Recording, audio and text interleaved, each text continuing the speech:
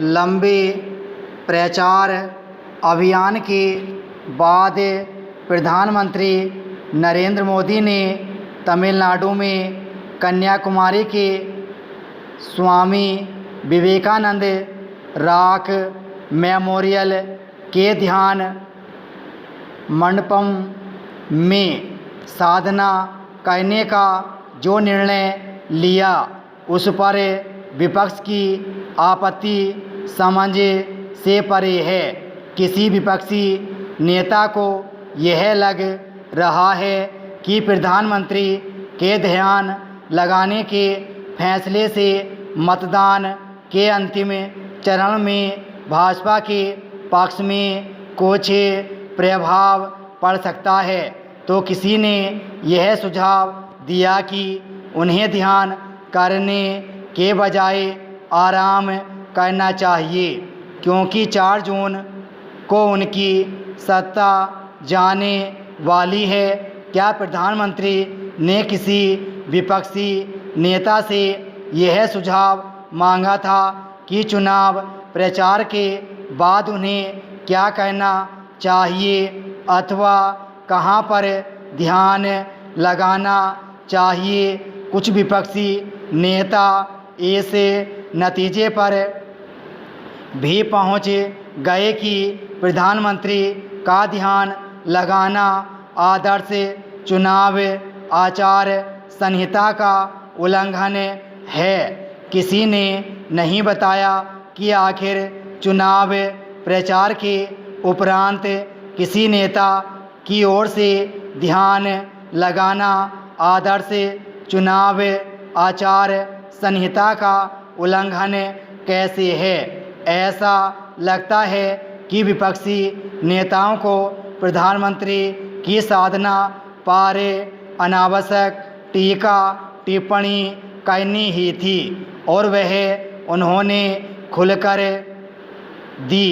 ऐसा करके उन्होंने एक तरह से प्रधानमंत्री का काम आसान ही कर दिया, क्योंकि उनकी निरर्थक आपत्तियों के चलते देश भर में यह चर्चा होने लगी कि पीएम के ध्यान लगाने से विपक्ष का ध्यान भंग हो गया है।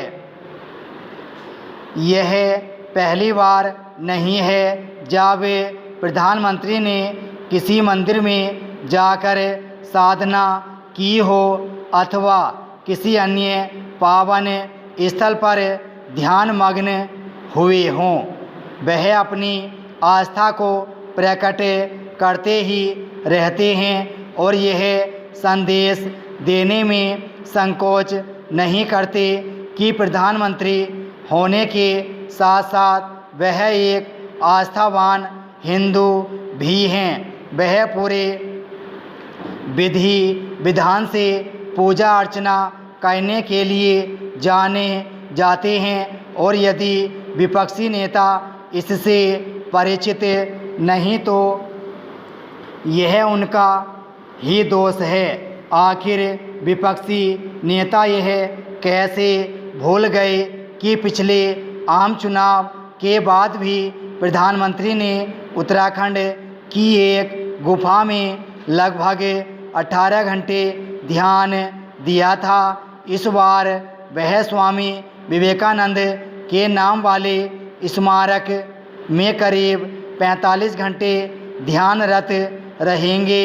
यह कोई छिपी बात नहीं कि वह स्वामी विवेकानंद के जीवन से प्रेरणा प्राप्त करते रहे हैं।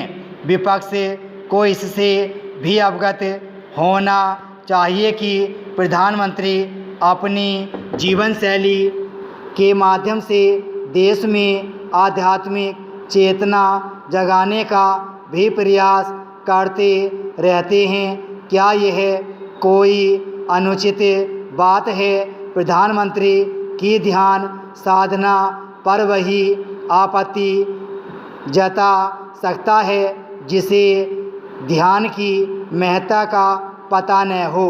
ध्यान केवल मानसिक शांति का ही उपाय नहीं बल्कि वह आध्यात्मिक रूप से भी एक प्रभावशाली प्रक्रिया है। ध्यान व्यक्ति को जीवन की चुनौतियों और संघर्षों के बीच स्थिर बनाता है। अच्छा तो यह होगा कि भारतीय राजनीति में आध्यात्मिक चेतना का कुछ समावेश हो ताकि वह कलह से मुक्त हो सके। विराम स्टॉप।